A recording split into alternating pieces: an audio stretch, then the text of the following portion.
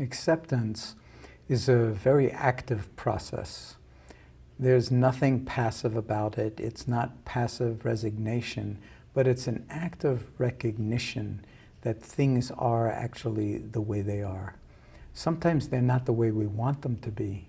So acceptance doesn't mean that we can't work to change the world or to change circumstances of one kind or another, but it means that unless we accept things as they are, we will try to force things to be as they are not, and that can create an enormous amount of difficulty.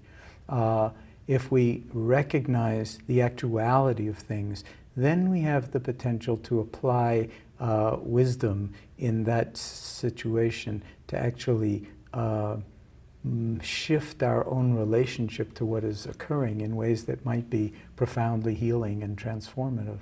But without acceptance of one's situation, then it's very difficult to know where to stand, and without knowing where to stand, it's very difficult to take the first step. So some things are very hard to accept, like when you experience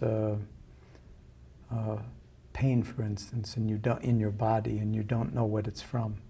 It's very, very difficult to accept it because we want to know what it's coming from.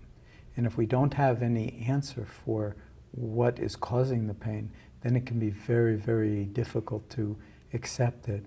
But what we find working with chronic pain patients is that before you can actually work with pain and suffering, you need to actually put out the welcome mat for it and accept it as it is, because whatever has been done medically that could be done has been done, and you're still living with a certain degree of pain. What our people with chronic pain who come to our clinic experience is that there's a lot of different ways to actually work with pain, but the first step is to actually put out the welcome mat for it, which is very hard to do when you're suffering, but it's actually a gateway into freedom from suffering.